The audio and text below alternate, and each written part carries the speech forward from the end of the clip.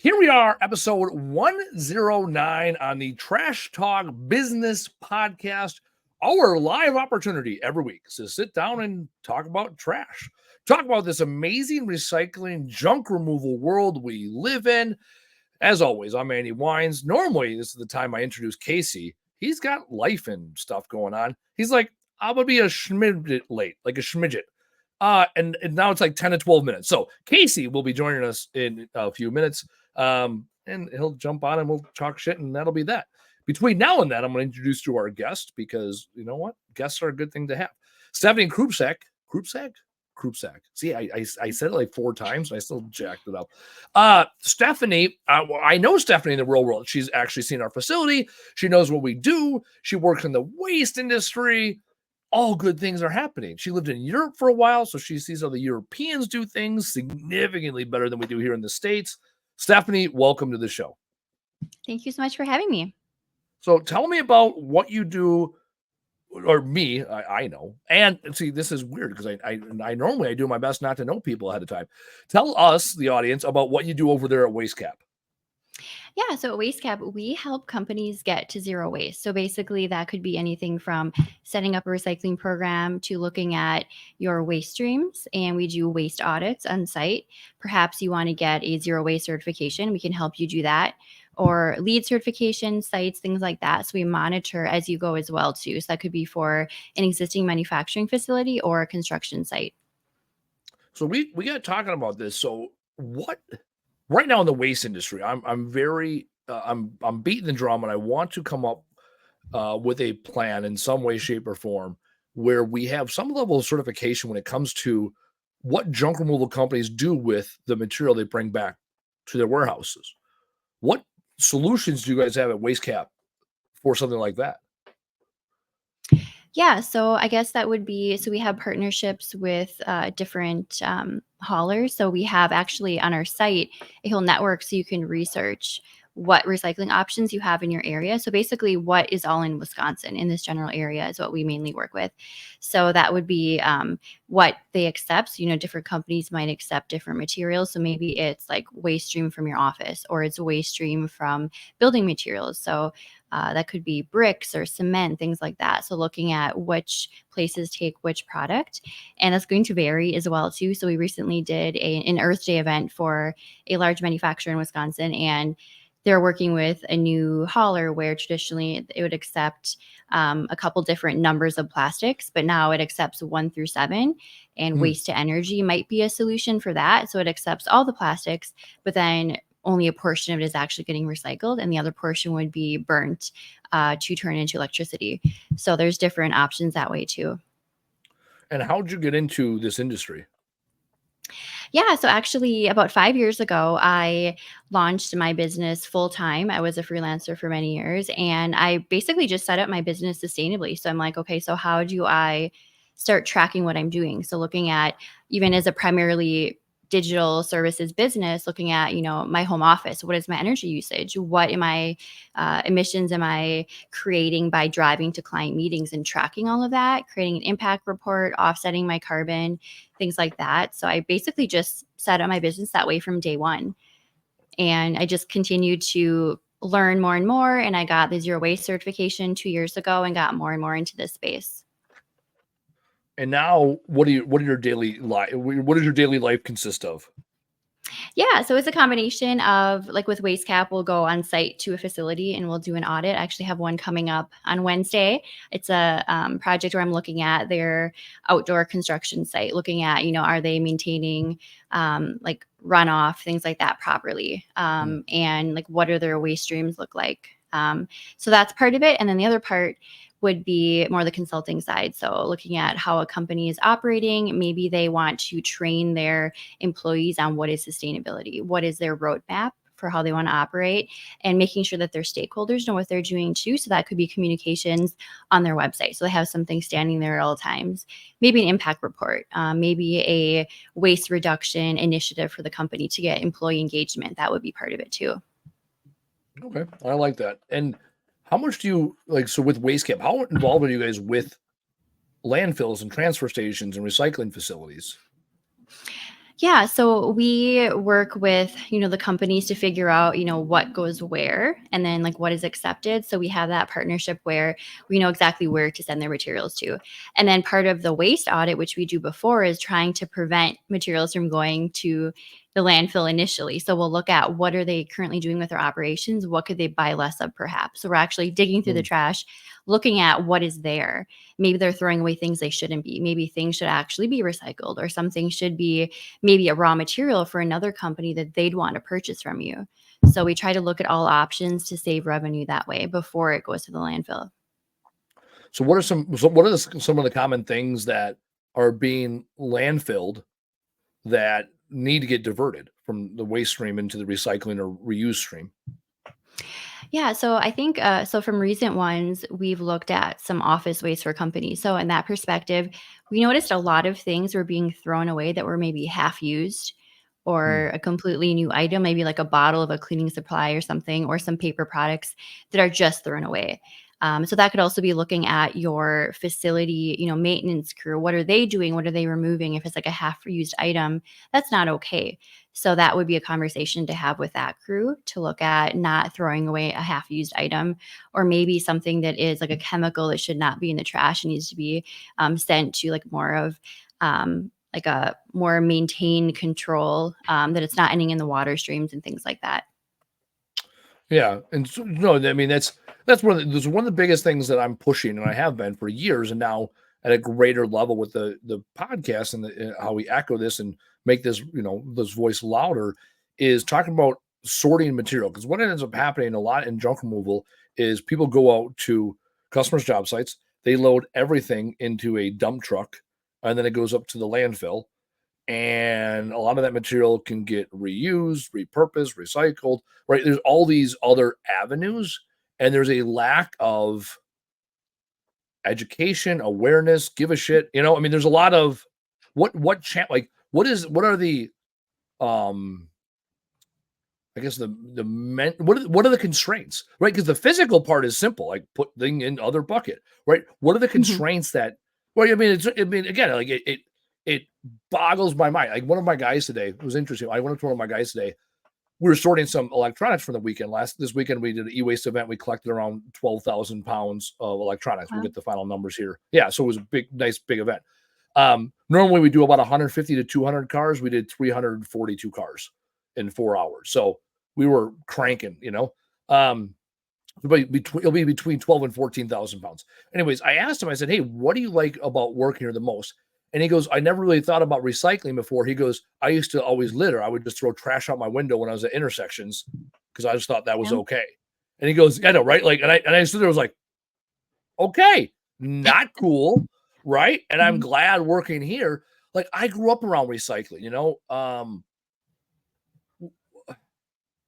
Why? Like, why? Mhm. Why do people throw everything in the trash? Like, it hurts me. Like, even in my house, I don't put food waste in my trash. I throw all my food waste in the yard because I live on a farm, and like somebody's going to eat that, right? Somebody, something, right? Rabbit, squirrel, chipmunk, coyote. I don't give a shit, right? Like something. I don't want it. We never put food waste. Our backyard, we had a woods in our backyard, so it was always thrown in the woods. So we always threw all Mhm. food scraps in the woods because either someone's going to eat it or it's going to decompose. Like that's it, right? It Yeah, was back never to the like soil. let's. Yeah, and then like my dad grew up on a farm, and like all the food scraps went to the cats, and the cats would pick apart every bone, and then the bones would just end up basically in the chicken bones and all that other stuff would just end up in the yard, and you get hit by a lawnmower, you get stepped on or whatever, and it just turns into soil. Like, so for me, I've always grown up that way. What are the challenges people have when it comes to being more responsible ultimately? Why doesn't it happen? I mean, I think it's because it comes from the top down, right? So I think it's part of what we're given. So what we can purchase in stores, and there's all this single-use plastic, things like that. But it's Yep. also just to make it easier, and it can be confusing. So when people get confused, they freeze and they just don't do any of it. So I don't think it's excusable to throw anything out the window. That's a whole nother story. But as far as like Yeah. recycling, if you're not educated as far as, okay, so numbers 1 through 7, actually we can only recycle numbers 1, 3, and 5 is more common. So things like that, maybe that people just don't Yep. know and they're like, "Oh, I freeze, I'm not sure." So it's just, I think education is huge. But yeah, like if you said you grew up around it. Me too. I grew up on a tree farm. We had a compost bin in our like in the trees. In the city, I use Compost Crusaders now, living in town. So I mean, there are options, but Melissa and her crew, she's good people. yeah, they're great. Yep, Yeah, exactly. Yeah, they actually had a pickup today.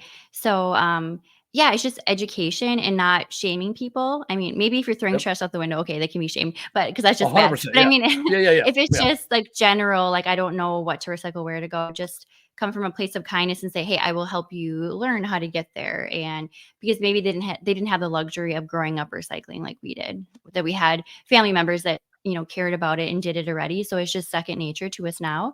But yeah, definitely education. And then it has to come from the top down too. So I'm hoping that more and more companies are conscious of this, that they are providing better solutions. Not everything is in plastic or, yeah, better options that way. Yeah, I mean, I have always been a huge fan, and Europe does as well. I've always been a huge fan of anything that's single stream or a single use plastics has a 5 cent deposit on it. So that way, Hmm. like cans, reason why aluminum cans get recycled. And if you go to fairs or festivals where they have aluminum cans, you will find people at the end of the fair or festival dumping trash on the ground and picking through to find the cans, right? Like that's right. So the term junkie, like a heroin junkie, actually came from the turn of the century when there was a heroin and opioid epidemic in the United States, and so the term junkie came from drug addicts that would collect junk, tin cans, and things like that, and then take them into a scrap metal facility to get money to go get a fix. So they were known as junkies, and that's how you get the term heroin junkie. I don't know if you knew that. So, Yeah. like when you see homeless people or vagrants or whatever you want to call people picking through cans to get cans out of trash, like that's the easiest way to catch, right? In a unbankable, unemployable person, that is a quick way. And I can tell you, 15 years ago when I got laid off, that's what I did. Now, I did it on a bigger scale because I drove around with a van and a Hmm. trailer and I picked up appliances on the side of the road. All intents and purposes, I was a scrapper. That's it. That's it. I scrapped, I picked up, and I competed with other people in the area that were also picking up scrap and bed frames and appliances and washers and dryers and anything left out like grills, like it was gold to me. I mean, might as well have been it. I could take that in every day and turn that into cold hard cash that I could use to, buy goods and services and products and all that other stuff.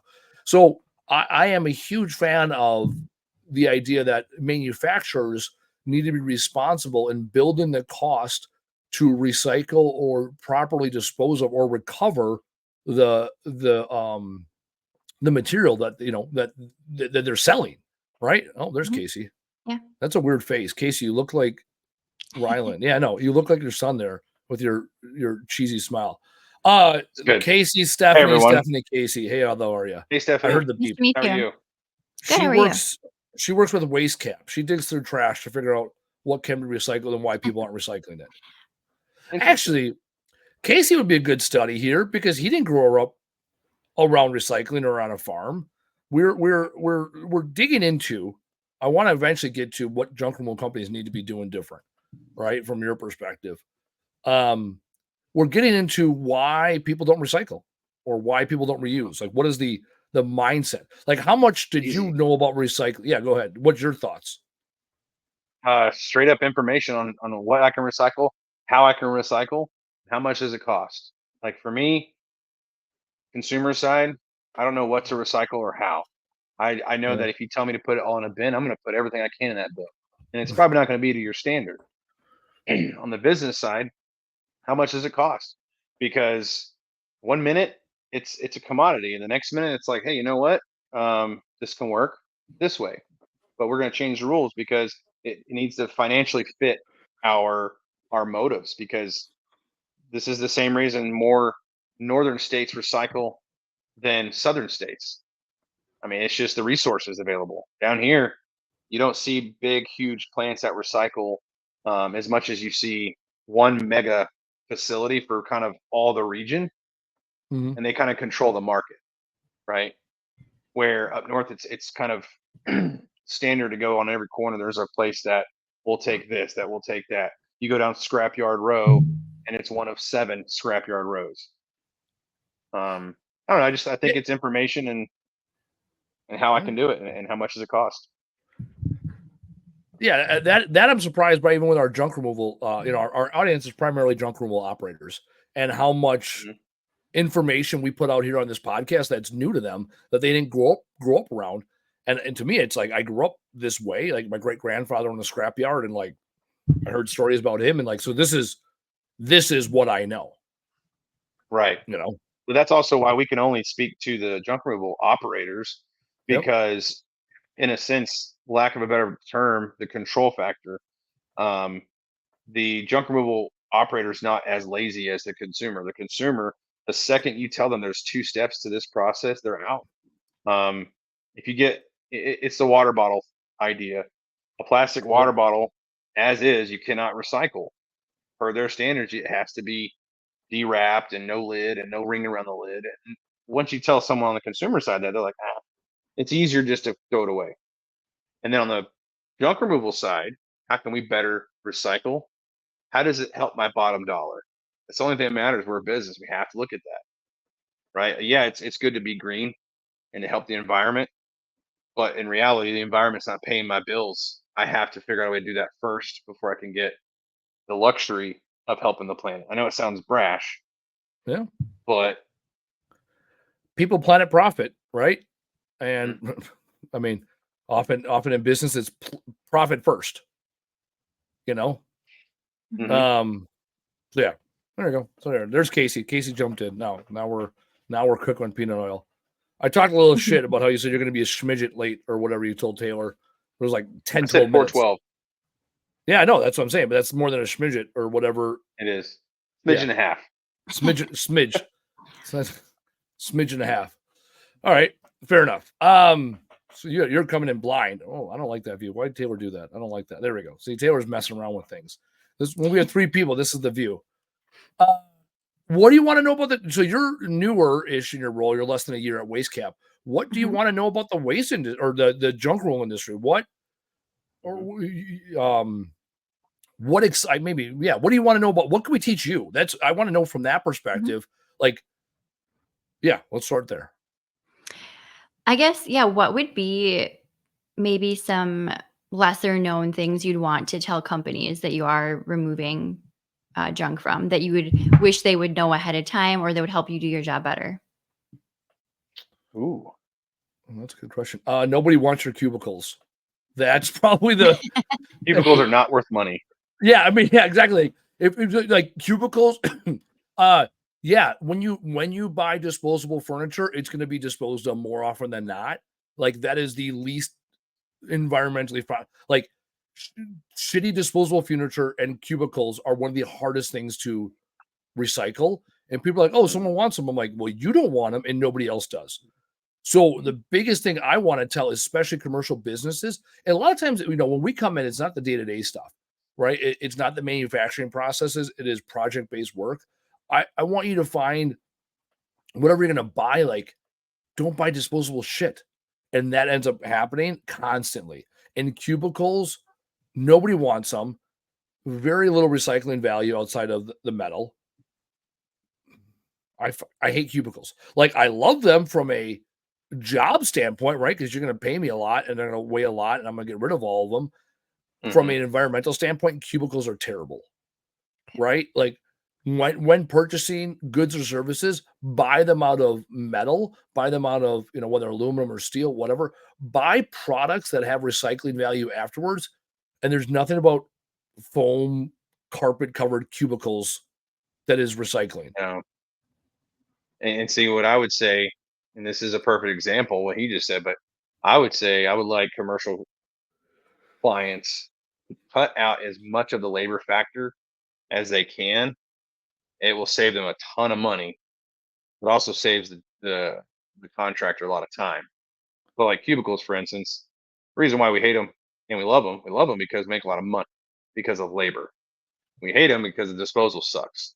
So on the flip side, if you're like, hey, I got a whole floor of cubicles, they're stacked and ready to go. Oh, you just saved a ton of money because now we don't have to disassemble. And that goes for anything, really. I mean, I told Andy this years ago when I did the Amazon jobs. Amazon has their shit together. They have an area, it's ready to roll. That's where their stuff is. when you show up, unless you are Amazon qualified to be inside their facility working, they do all the work. In their mind, they're like, well, we're paying these people anyways. Might as well have them do the work while they're there.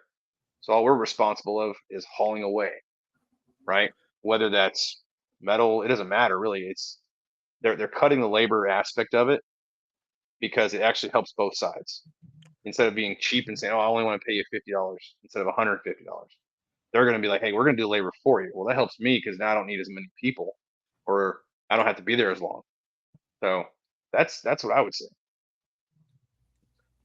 Are there Yeah, any other items that you would that people they buy too much of, perhaps, or that you see that when you pick up, like, that they over purchase? I guess it's more, the nice thing is the companies you're working with are conscious.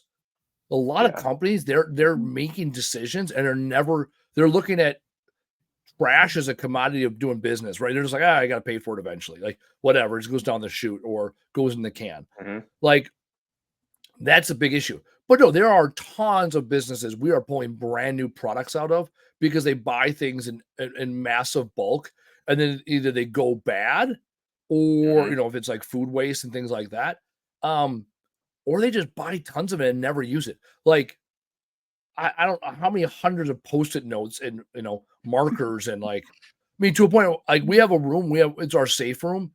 I have, like, thousands of notepads. I'm like, "What am I gonna do with these?" Right? And I Mhm. eventually donated tons of them. I was like, "Oh, I'll keep them." And Expo actually, I keep all my Expo markers because 'cause I'm always burning out of those things. Really is that it is being Light conscious about bulbs. what you're buying, right? Like, The ink it's that old adage, yeah. like, "Oh, it's not my money. Let's just buy a shitload." It's like, why? This is Well, I this think is the Yeah. there is such thing as over preparing too. yeah. Like a warehouse, they may say, you know what, it's cheaper if we just buy 10,000 light bulbs in case they all go out all the same time every month. And then, years later they call and clean out and now you have, 9,900 light bulbs to get rid of. And you're like, well, this is gonna be a fun job. And Mhm. it's actually not that cheap to do it, especially I with that many. And I you have to do it responsibly. You can't just throw it in the dumpster. I mean, yeah, you can. That many. We've had a few jobs, more than a handful of jobs where it's been bulk, the long tube fluorescent or incandescent light bulbs that we had to get rid of. Mhm. yeah, I will say that to a lot of companies is they change out yeah, you're right, fluorescent light bulbs are the worst. They'll change them out, and then they'll keep the boxes, and they'll eventually put them we've had jobs we've gone to where there's been 1,000 plus fluorescent bulbs, a 10, 12-story building, and they've never done anything with them for years. And now you No, have this hazard sitting here, and Mhm. now you gotta deal with it. So, working with you, like, especially with you, it's like develop the solutions for everything that you're producing, right? And the goal is that all the lights turn into LED lights, and it's a one-time project, and now we don't have this conversation anymore. Mhm. Most more buildings have, your fluorescent standard, 2x2 or 2x4 fixtures, and, like, yeah, put in your bulb, like, actually come up with a plan for your bulbs, because the plan is put them in a storage unit or put them in a storage locker. Like, that's not a plan. You're just holding the product longer. That's one thing that irks me because they're hazardous in nature. And then when you want to get rid of them, you're going to end up eating this really big expense. So, like with new building, I got to imagine all new buildings got LED lights, right? I mean, are there new buildings going up right now that still put in fluorescent bulbs? Is that a thing? Not that I know of, I'd hope not. I So, mean, because LEDs have been yeah. around for 10 plus years. I mean, our building is all LED. You know, we got all the grant money we could get to put all LED because we had the old big incandescent bulbs in our warehouse, like the ones that Mhm. hum and blow orange. And we changed those all out with LEDs, which are brighter and better. I mean, it's been 6 years we've been in this building. I don't know that we've ever changed a light bulb. Knock on wood or something. Knock That's on great. something. Mhm. Well, because we did it right from the word go. Like, I was willing to spend the money and invest. Our entire building is powered by solar. So today it's sunny, so that's a good thing. Right. So it's Mhm. like, why don't more companies do these basic things, especially when there's subsidies set aside for them? So, like, yeah, there's an upfront cost, and yet over time, there's money, that's there's why. money savings. Like, when you guys with Waste Kit, when you guys come back and give them an audit, what are the pushbacks you get from your customers? Yeah, I think sometimes like if you're suggesting, solar or something like that, there might be a, 10 to 20 year return on it, and that people don't like that. They want something more immediate. I know I've done studies Yeah. before for different manufacturers. I worked for one in Green Bay for a while, and that was the issue where it just took too long. And Yeah. sometimes there's like a misconception that, after 15, 20 years, the solar panels are junk. No, they're not. Absolutely not. Absolutely not. They just are less efficient slightly. Right. So I think it's just education again to the people who aren't really understanding what they're working with fully. So that was interesting. But yeah, I think it's, cost, right? The bottom line. And I noticed too a lot being on the other side. I worked in manufacturing for 10 years and seeing that, it's the end of the year. We have to like use up our budget so we can ask for more next year. And then you buy all this extra stuff you don't need. So that's half the problem right there, But yeah, I would say, it's the pushback, the fees, because like with, a company we're going in, so it's like the consulting part. So depending on, do they want more of like a hands-on that we're doing maybe an audit and then the next year they're doing it themselves with their team, or do they want us to come in? We even work directly with some of their haulers where they send us the data and we do all the tracking and collection and auditing of that data for them. So it really just depends on what the company wants, but we can do more of a, like, we'll do it all for you. You don't have to worry about it, or we will educate and train their team to continue doing it further. So it's really different means. And we have like different membership levels too. So if they want to do like an annual audit, or maybe like this Earth Day event we just did where we're doing an activity with employees and education. So there's different capacities. We're also doing a food waste study with Feed Milwaukee, and it's pairing up with their goals at the eco office for the city, which is really interesting, looking at how we can divert still edible food as well too, and if we have the proper facilities and collection points in place to deal with food waste. So yeah. Do they take expired food, or is that a liability? Yeah, no expired food. It would have to be within like that time frame, and it has to be, refrigerated and all the necessary pieces that it is still edible. Not past expiration. Mm-hmm. All right, we're doing a job do on you work with Wednesday. any smaller? What's like the smallest entity that you work with? We've actually worked with startups too. So we received a grant last year where we were able to do some training events for small startups in Milwaukee that they could attend for free as a small business owner. So that was really great too. So from very small to, international large scale manufacturers. So I think maybe I'm wrong. I don't know. You would know this more than me. I think the smaller the business, the more interested in the education part they'd be. Especially just speaking from an expense standpoint, I'd rather pay someone one time to teach me how to fish rather than pay someone every time to come fish for me. And in Andy's case, when you get to his setup, his level, you don't just need someone to come and tell you the answers. You need to know how to find those answers yourself, because your personnel is going to be changing. I mean, let's face it, in this business, your turnover rate, it's always a factor. And it goes right back into the recycling side. You teach someone how to recycle properly, great. What happens when they leave? Well, you need someone to teach the person that's replacing them. And I feel like in the junk removal world, the easy answer is yes. I'd rather pay someone to come in, show me the answers, do it for me. But can I? How many times can I do that? Really? Can I do it every year, twice a year, 3 times? How many times do I need to do that? Or do I just learn how to do it and then teach my employees? Don't know. Is that somewhat correct in line that you've seen, or is it not right at all? You can tell me.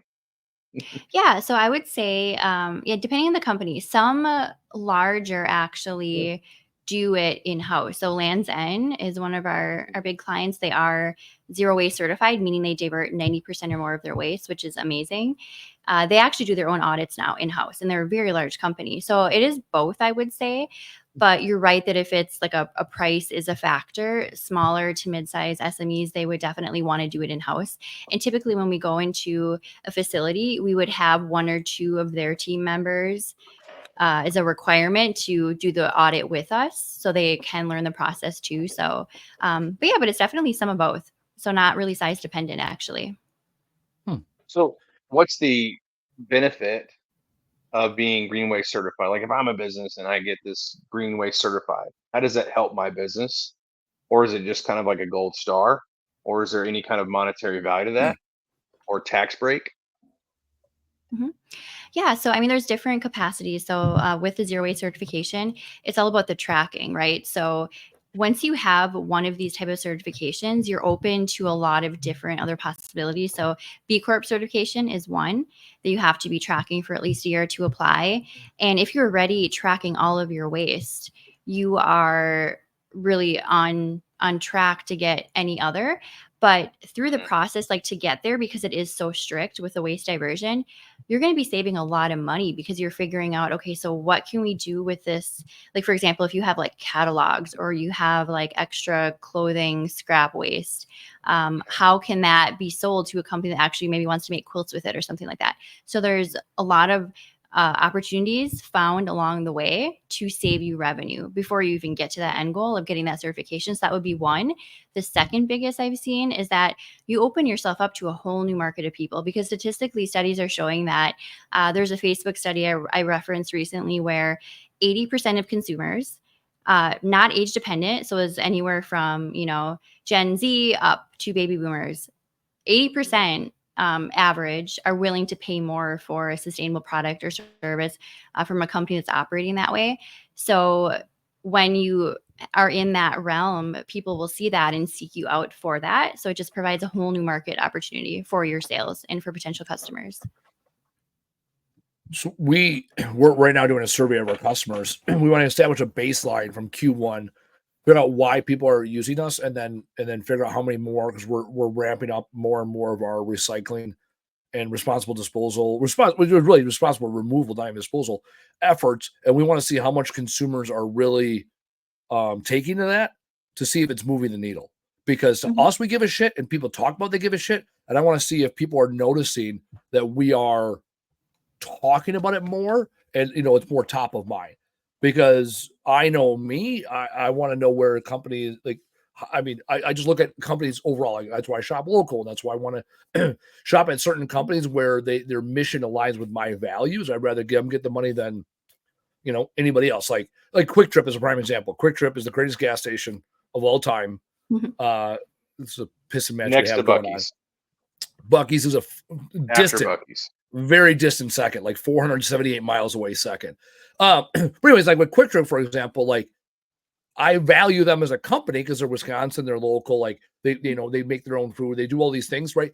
And then on top of it, because they do all these things, it's also a better shopping experience. Like, just is. Like, I used to hate going to the gas station, especially when I wanted to go inside and get something to eat or drink, or because you're like, oh, they're not going to have what I want or whatever. Now it's like, because, and I growing up, like Quick Trips were far away, so it was like it was like a destination experience.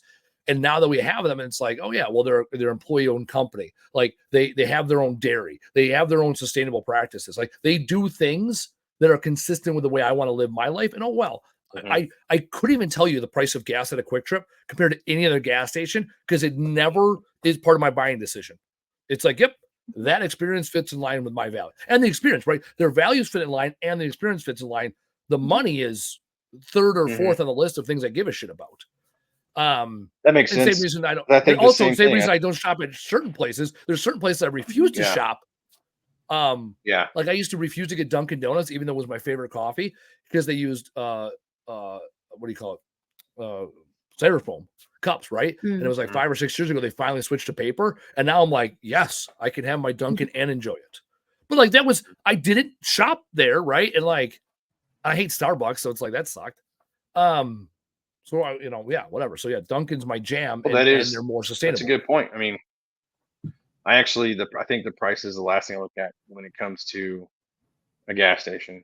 Most of the time, it's convenience and what's close by. I get it. But the same can be said about the waste industry. Um, when I used, all right, for instance, this is where Andy and I kind of defer. He had things that he would recycle in way more in depth than I would, but then I would have things I recycled he never even did at the time. Yeah. And it all came down to resources. Like I just happened to fall upon a mattress recycler, and it was the only one in North Texas. They went all the way up to Oklahoma City. There's nothing else around. And I got in good with them. And the next thing you know, I'm getting paid to give them mattresses and box springs. But the coolest part about it, and I did use this as marketing because it was, I mean, why not? But they also, at the time when I first started doing business with them, half of their incoming product, when they would when they would break down a king size mattress, they would make two twins. One of those twin mattresses would go to like a shelter. I thought that was pretty cool. And then the other twin would obviously go to the market and get sold. Um, so it's like, hey, look, we're doing the best we can with what we have. All the scraps they pulled out, all the springs and any kind of lumber that's inside, like the guts of a mattress, they recycled it, right? Then just throw it away. It helped their bottom dollar, but at the same time, they're like, look, we want to be responsible, or else we wouldn't try recycling mattresses, right? So it's just one of those things, and I can tell you, even to this day, I cannot find another mattress recycler that's not them. They're the only ones, and I think they lead on the values rather they lead on like, hey, how lucrative is this business? Because they've changed ownership a couple times. Actually, Stephanie, do you know any mattress recyclers in our area? There you go. Not We're, offhand, but I can look into that for you. well, we have one. So one of the things we're doing this quarter is we are evaluating all of our vendors. Okay. And seeing if there is a better process, better price, more sustainable. Like, so we went from like our e-waste, for example, we used to ship it on 24-foot trucks. Now we're shipping out semis. And so we're getting a better price for it, and it's not going as far. So it's like, well, that was a win-win, right? So we're shipping out, so it's half the amount of miles on the road, and it's not going as far to get processed. So we're like, yeah, we're all about that life. And that was because the company reached out to us.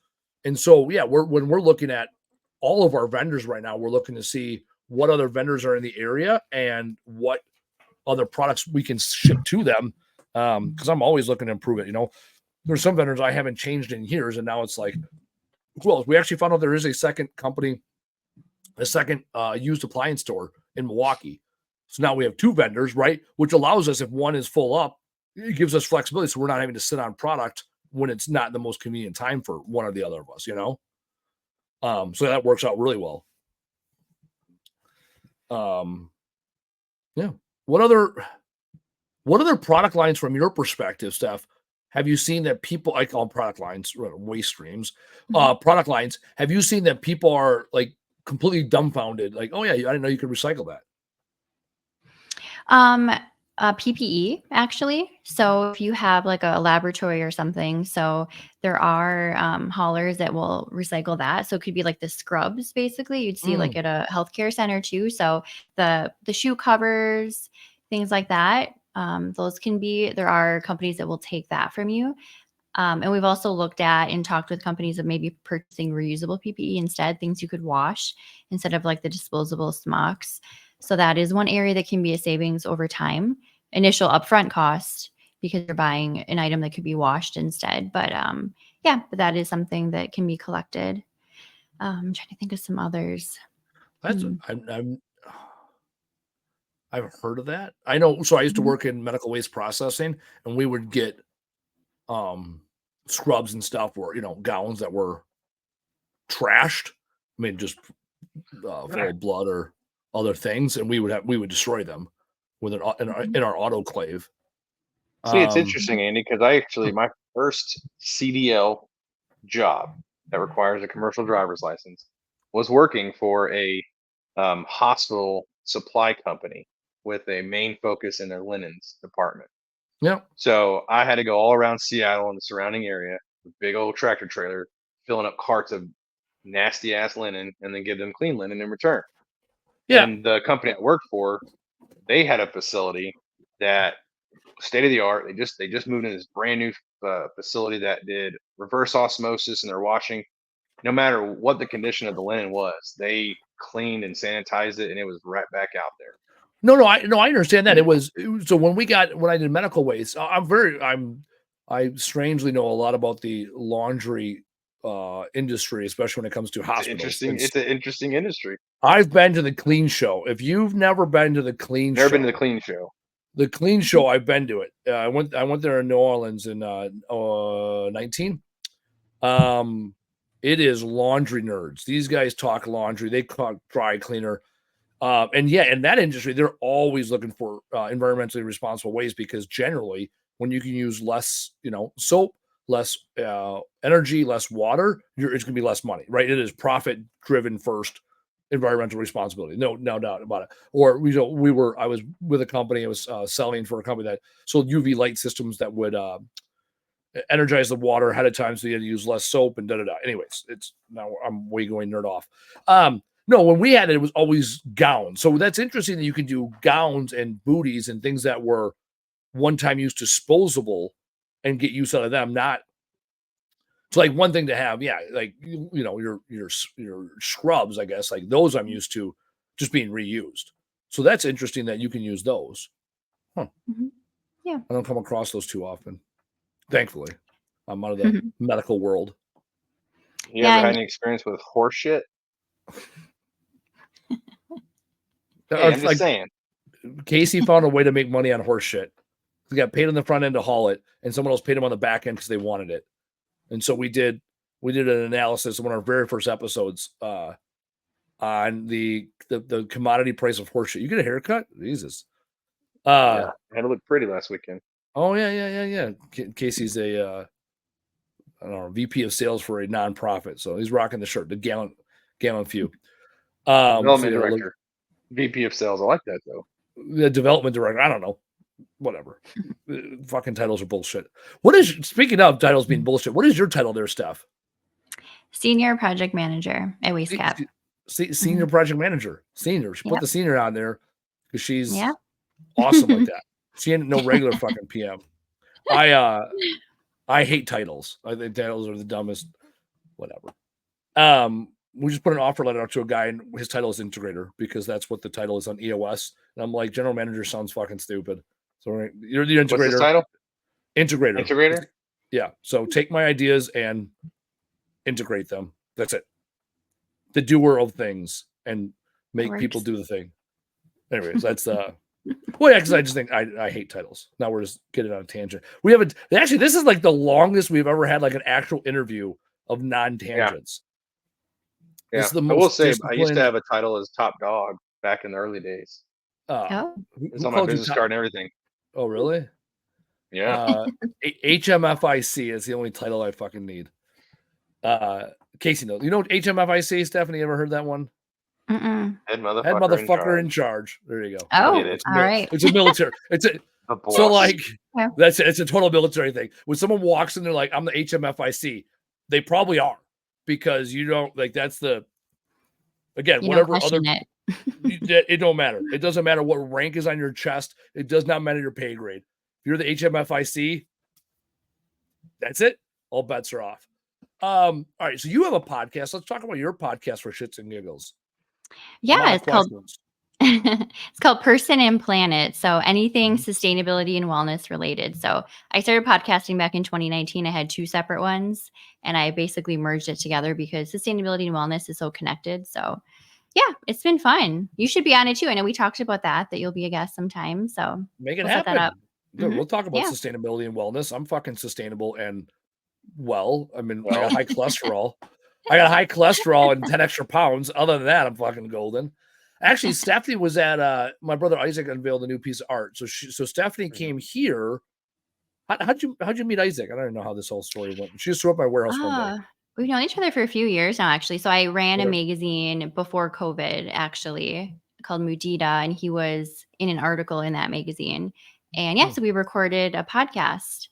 So he'll be on an upcoming episode too. Yeah, and I have a piece of his artwork behind me too, actually. So there we go.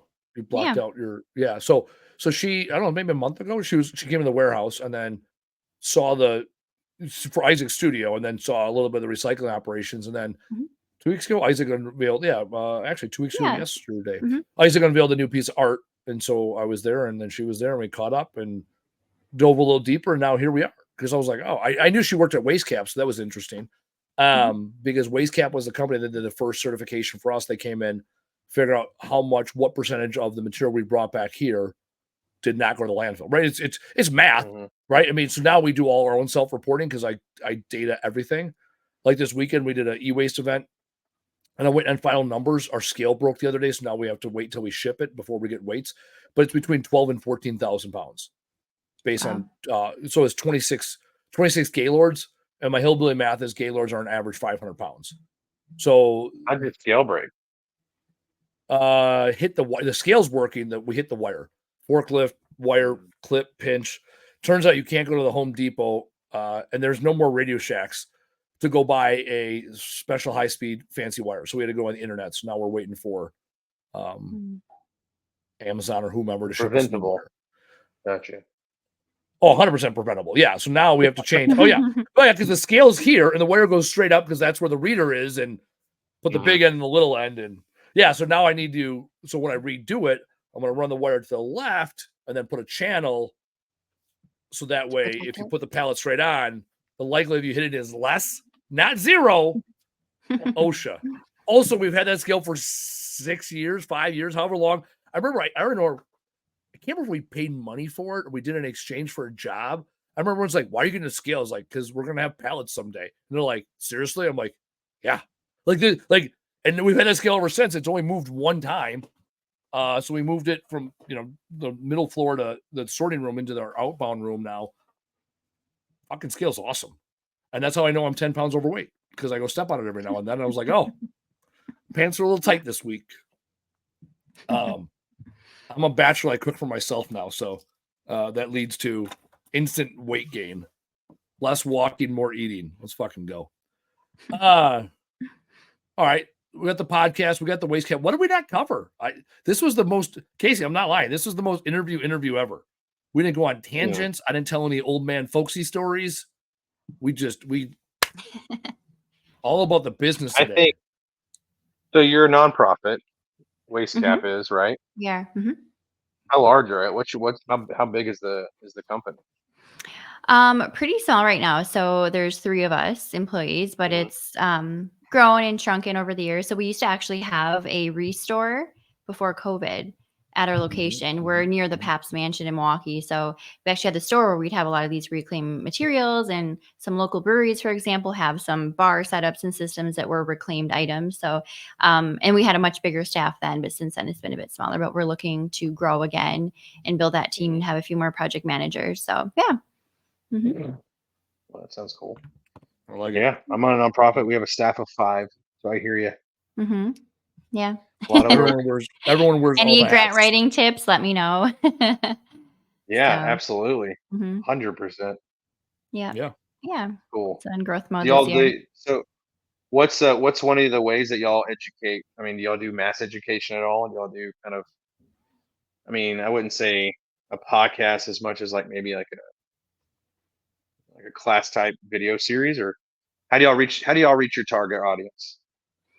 Yeah, I mean, it's, a lot of different like networking events and conferences, for example. So like we attended the WMEP conference a week or 2 ago, the big hauler conference. It was in the Dells this year. So that's really a good way to meet and talk with these companies one-on-one and just building relationships. So it could be maybe a company that has a tracking software for products or waste, and we can partner with them and refer based on our services. So that would be one way. And yeah, just basically networking. So in Milwaukee with different, construction companies, architecture companies. So really looking at their construction projects. So helping them as they go along, or even after the fact too. And then of course with the companies too, to look at, what are they doing? What can they change? Of course, in a cost-effective way, because it's always more difficult when you have like a smaller profit margin and less flexibility versus when you're starting from day one. But yeah, so. Cool. This is why I'm not in the nonprofit world. Well, no, that was our original plan was Isaac and I were going to do nonprofit. We were going to do consulting. I remember with the waste cap guys, and it's like you're spending like 3/4 of your time trying to figure out how to stay in business instead of doing the thing. And that's why we went from consulting to junk removal, like instantly, because I realized no one was going to pay me for my opinion. And at the time when it came to like grants or even having a resale shop, it's like Waste Cap was already doing it and doing it well. Like, why would I compete there? And obviously I wasn't going to go get a job. That's not terrible. I had a conversation with my aunt, my aunt today. She was here. She owns an antique store. And she was talking about my great-grandfather, who I often talk about. And basically, he was a functional alcoholic that could run a business in scrap. And he had 2 scrapyards and a landfill by the time he died. Because like he was unemployable, but he knew how to work, right? It's like couldn't keep a job, couldn't like show up, but knew how to crank. So That's the key. me, I don't drink, so I'm a functional workaholic. And yet I'm basically unemployable. So my brother Isaac is unemployable, right? That's why he's an artist and has a studio. My brother Tyler is definitely unemployable. He hasn't had an address in 15 years and lives in the foothills of a mountain in Hawaii. Like some people are more unemployable than others, and that's even why people get in the jungle rule game. It's like they are of the employee and they don't want to be of the employee. And I tell people it takes a lot of work to not have a job. Stephanie, you know that. I mean, you freelance for years and then you had your own, you still have your own business. Like it takes a lot of work to get out in this world and not have a job and live a happy, healthy life, because we still live in a capitalistic society where we got bills and shit. So actually, let's talk about Europe. So you lived in Europe for a period. How did the Europeans view waste, recycling different from the Americans? So I've lived in Europe twice now. So the most recently I was in Germany for 2 years. It's definitely it's more ingrained into the way of life. It's more common there. I mean, for example, in Germany, they have glass sorting by colored glass. So it's, very specific and only on Sundays, because there's certain days you can get in trouble for like throwing the glass because it's too loud. It's quite funny. So there's like certain times of day that you can and cannot dispose of the glass. But anyway, so it's very much ingrained. And I was in Freiburg, the second city I lived in most recently. They have actually a district called Bubba. So it's a small district. There's no cars allowed inside. There's community centers, gardens, a lot of solar in the whole city, actually. And they actually have a centralized trash and recycling system. So you'll have these recycling bins, but everything is collected underground to like one central area. So it's really interesting that way.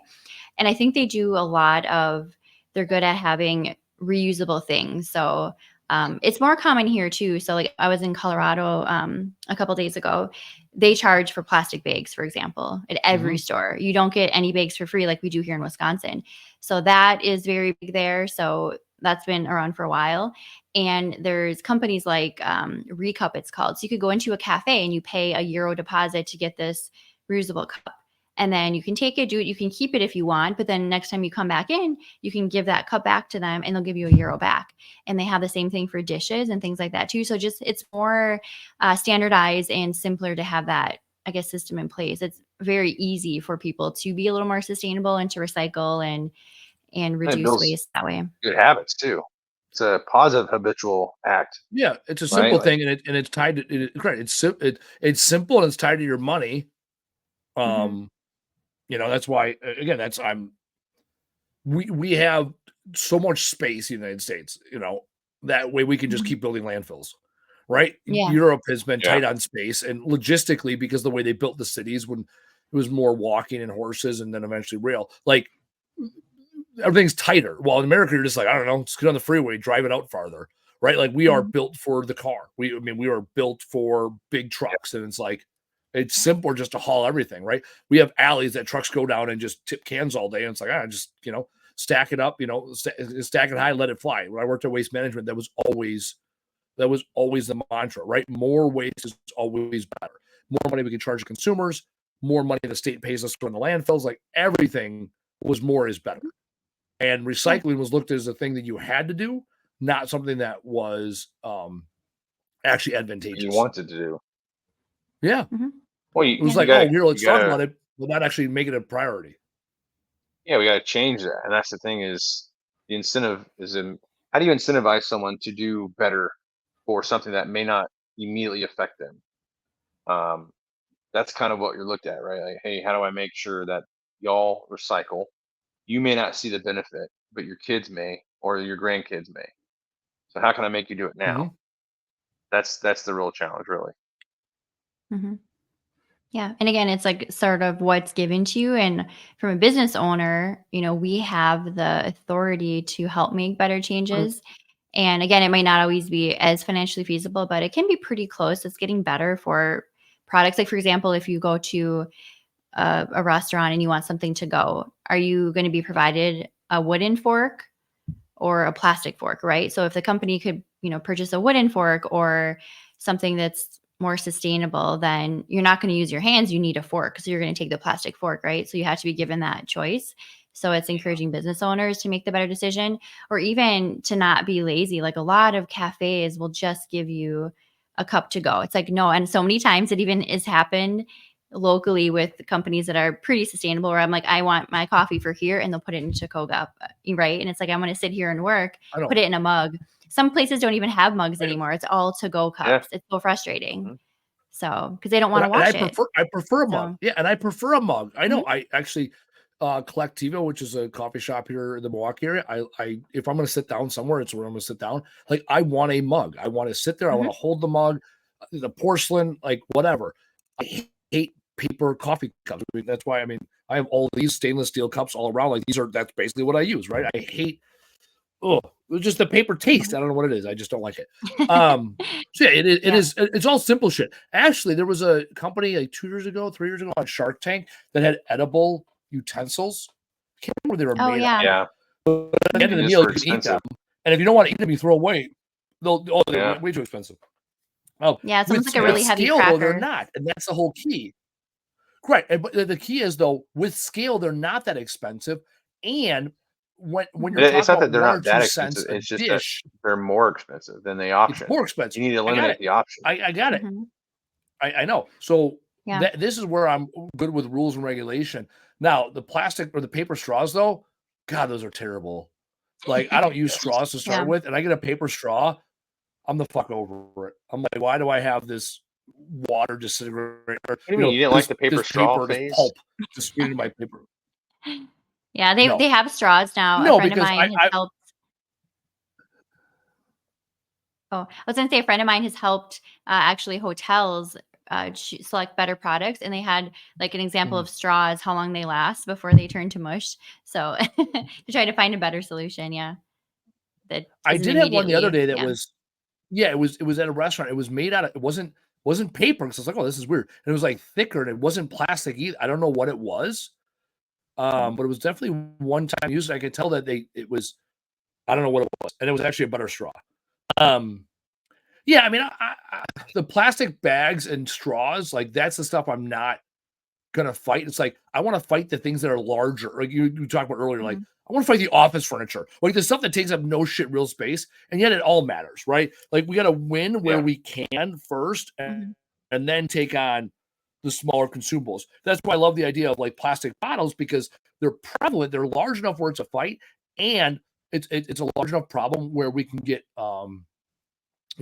with deposits, right? You can incentivize people, whoever they might be, to actually recycle them. Anyways, all right, let's get to the big finish. We'll go around the room. Top takeaways from today's conversation. Casey, we'll start with you, and then go to Stephanie. My top takeaway is we all live and breathe on technology these days. So whenever you're thumbing through those funny reels or videos, why don't you thumb through some educational ones? Learn in 5 minutes how to recycle this versus that. Learn what your local recycling facility is actually wanting from you, how you can better serve their goals, and then they'll help you serve yours. It's all about learning. We're all here to learn. If you're listening to this, it's because you're trying to learn how to do your job and conduct your business better. And that's what we're here for. We're here to learn as well, so that way we can relay that to y'all. So my biggest takeaway is just learn as much as you can about the recycling industry, because one day we will, if not already, but we will be highly dependent on recycling to the point where it'll really affect our day-to-day life. Perfect. Yeah, I guess for my takeaways, I Stephanie, would say top takeaway. yeah, I would say buy less, and then look at ways that you can restructure what you do it for as a business owner or as a person. So whether you're composting, maybe you're finding a replacement for something you're already purchasing that is more sustainable. So trying to, from the top down, take an action that could benefit others too. And don't buy Yeah, cubicles from me. don't buy cubicles. Yeah. What you guys Yes. said. Yeah, I mean, you can pay me to get rid of all the cubicles in the world, and I will be a millionaire in no time. Yeah, my top takeaway is start simple. Start with one product line. So whether you're a junk removal company, a municipality, an entire country, start with one product line and master it. Because one thing Stephanie said is it is a way of life in Europe. They separate glass by color. They can only dump it on certain days and times. Why? Because it's been habitual. And because now they've owned that one, now they can move on to the next one. The challenge I see in the recycling world is a lot of people want to do everything all at once. And it's like, no, do one thing and master it, get good at it, and then move on to the next thing. And that's how it is with life and with goals in general, is right. When you want to do everything all at once, when you want to transform your entire life, if you won't do it, do one thing at a time and master it, and then move on to the next thing. So there's my takeaways. Anything else for the good of the group before we call it a day? All right, Stephanie, pleasure having you on. Well, thank you so much. I'm excited to be on your podcast. And for everybody else, this has been another great episode of the Trash Talk Business Podcast, coming to you live every Monday at 4 p.m., where it's an opportunity for us to grow, scale, and build our junk removal dreams. Next week's show, we have Xavier coming on for part 2, known as the Deuce, our Venezuelan friend, talking about junk removal through the eyes of an immigrant, part 2. We will see you next week. Stephanie, stay on for a minute. Thanks for listening. Tap subscribe or follow to get the latest episode. And if you enjoyed this episode, be sure to leave us a review and tell a friend to listen. To learn more, visit trashtalkbusinesspodcast.com.